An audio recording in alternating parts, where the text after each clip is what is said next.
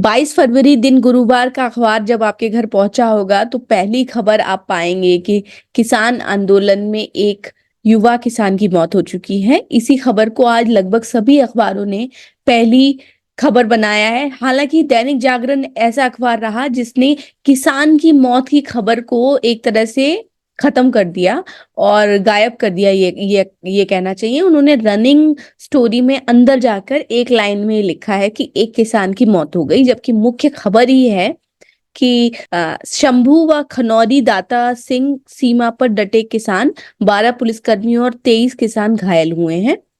इस मामले में एक 22 साल के किसान की मौत हो गई है और किसानों का कहना है कि पुलिस की रबर बुलेट की वजह से ये मौत हुई है। हालांकि पुलिस ने इस बात से इनकार किया है। इस खबर को आप देखेंगे तो अमर उजाला ने इस खबर को पहले पन्ने पर लगाया है। हेडिंग है, किसानों ने दिल्ली कूच 2 दिन टाला, सीमा पर तनाव, एक किसान की मौत। और एक बॉक्स आप देख पा रहे हैं, यूं बिगड़ी बात। केंद्रीय मंत्री अर्जुन मुंडा से बातचीत के न्योते पर किसान नेता ने अपने साथियों के साथ चर्चा के बाद निर्णय लेने की बात कही।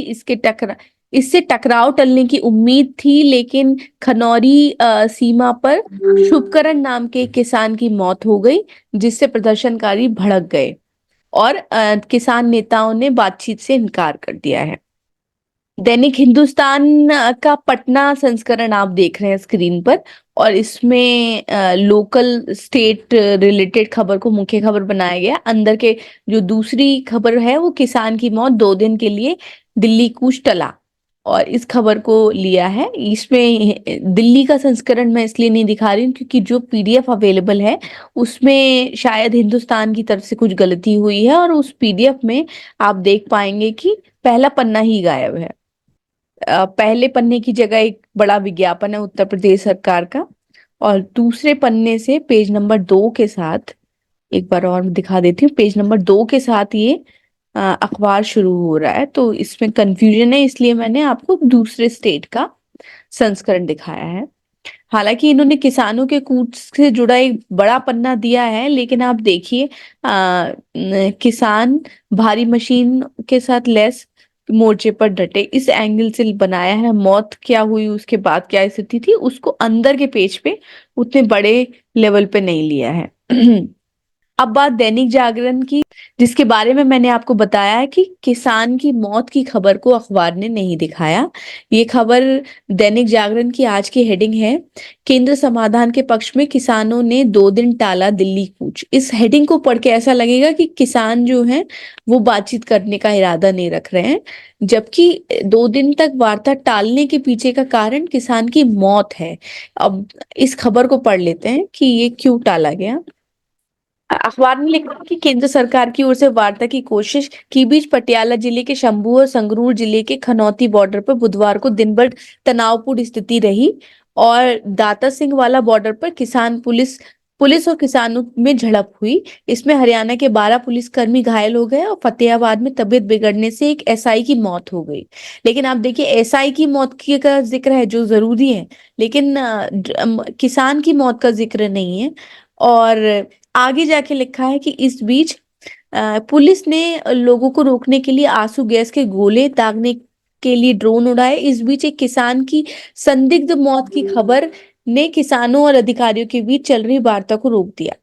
अब आगे जाके यहाँ पे आप आएंगे तो यहाँ लिख रहे हैं इस खबर में बिल्कुल आखिर में कि इस बीच चीन के दाता सिंह बॉर्डर पर भटिंडा जिले के एक किसान की मौत हो गई। किसान का नाम अभी भी नहीं बताया, कितनी उम्र है, क्या कहाँ रह के रहने वाले थे, ये कुछ नहीं बताया। आगे लिखा है, किसानों का आरोप है कि मौत पुलिस की गोली से हुई है। वहीं जिंद के एसपी सुमित कुमार का कहना है कि पुलिस की ओर से सिर्फ आंसू गैस के गोले दागे गए हैं। तो यहाँ से आप देख सकते हैं कि ये एक पार्शियलिटी नजर आती है कि कैसे अखबार, जो मुख्य खबर है, हिंदी के बाकी 2 अखबार भी मैंने आपको दिखाए, लेकिन वहां हेडिंग में ही जो जानकारी है वो जानकारी यहाँ दैनिक जागरण ने एक तरह से गायब कर दी है। और मुख्य खबर क्या बना दिया है, केंद्र सरकार ने गन्ने की खरीद मूल्य में 25 रुपए प्रति क्विंटल की बढ़ोतरी की है। तो यहाँ देख लेते हैं कि 2024 और 25 के लिए प्रति क्विंटल 25 रुपए की वृद्धि हुई है, और ये वृद्धि किस पे है? FRP यानी उचित और लाभकारी मूल्य पर। अब जो है ये गन्ना 340 रुपए प्रति क्विंटल का हो गया है, जो पहले 315 रुपए प्रति क्विंटल था। तो जाहिर सी बात है कि किसान आंदोलन क्योंकि चल रहा है, तो उस दबाव में ही, और आने वाले समय में लोकसभा चुनाव है, उस दबाव में ये किया गया है। आपकी स्क्रीन पर है the Indian Express. Indian Express ने आज हेडिंग लगाई है, centre calls for calm talks, 22-year-old from Punjab dies as Haryana uses force to stop farmers. तो आप खबर में देख पा रहे होंगे कि वही बात है, और यहाँ पे सीधे से लिखा हुआ है कि जब किसानों को आगे बढ़ने से रोका जा रहा था, उसमें फोर्स का इस्तेमाल किया गया, उस दौरान ये मौत हुई है। तो यहाँ देखिए कि डिफरेंस की एक अखबार सीधे तौर पे वहां की स्थिति को बताते हुए आरोप लगा रहा है, और जो वहां की स्थिति थी कि ये फोर्स का इस्तेमाल हुआ, उसमें ये मौत हुई है। और एक दूसरा अखबार जो हिंदी में बहुत ज्यादा पढ़ा जाता है, इस खबर को ही गायब कर दे रहा है।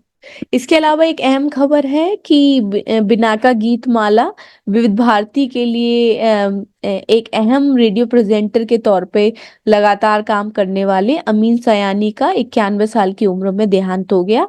और इनकी वजह से ये कहा जा सकता है कि पूरे इंडियन सब कॉन्टिनेंट में रेडियो को एक एंटरटेनमेंट के सोर्स के तौर पर पहचान मिली थी। अब बात करते हैं द हिंदू अखबार की। द हिंदू अखबार ने पहले पन्ने पर इस खबर का टीजर दिया है कि एक युवक की मौत हो गई, जो युवा किसान था।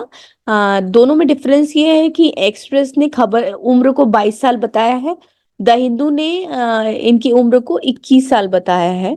अब देख लेते हैं कि द हिंदू के पहले पन्ने पर क्या स्टोरी है और कितनी इंपॉर्टेंट खबरें हैं कि अखबार ने इतनी इंपॉर्टेंट खबर को अंदर के पेज पे लिया। तो आप देखेंगे, let's proceed with the IMEC despite Gaza war says Greek PM।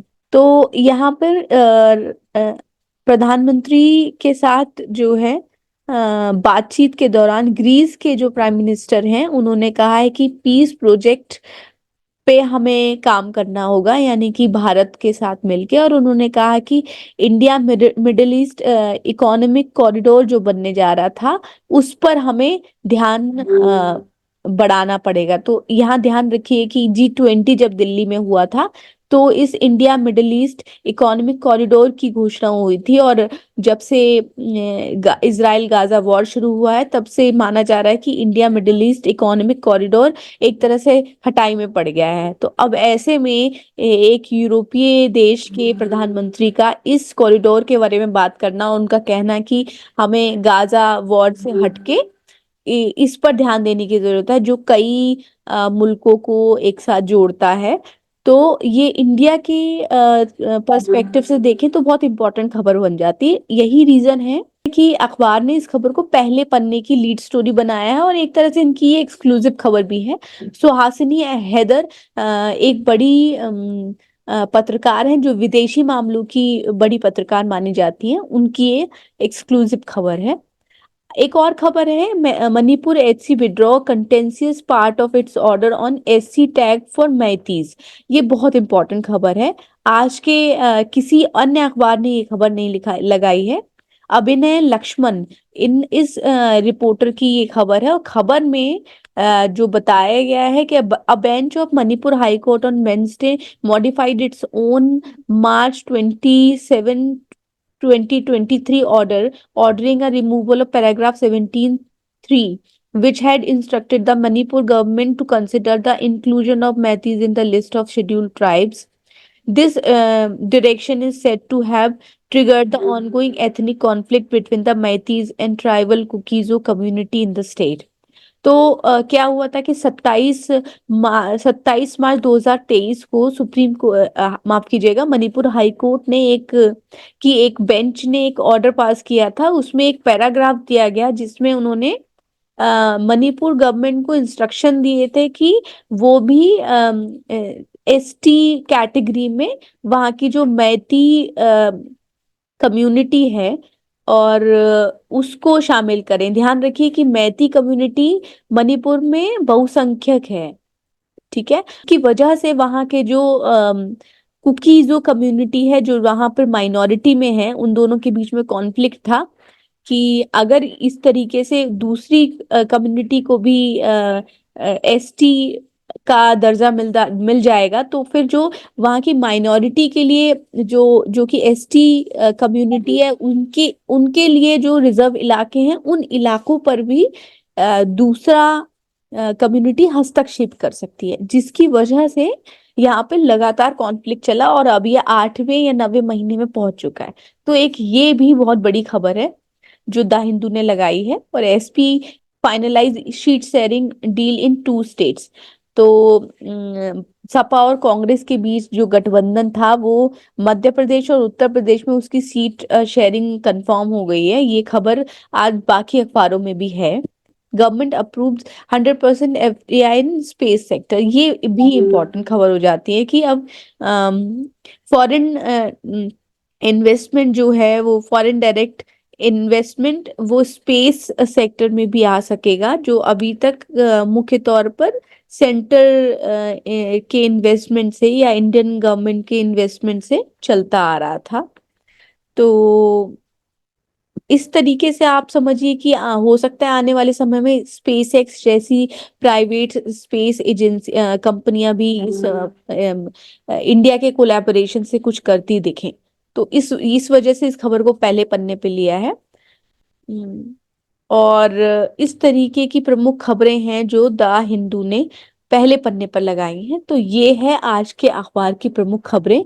उम्मीद है कि ये वीडियो आपको पसंद आया होगा। हम बोलते पन्ने को और बेहतर बनाने के लिए लगातार प्रयास कर रहे हैं और इसी प्रयास में आगे बढ़ के हमने सोचा कि क्यों ना हम आपको स्क्रीन पर वो अखबार भी दिखाते चलें जिन अखबारों के बारे में हम आपसे बात करते हैं। तो जो भी आपकी फीडबैक हो प्लीज हमें प्रोवाइड कराइए ताकि हम इसको और बेहतर बना सकें। फिलहाल इजाजत दीजिए, नमस्कार।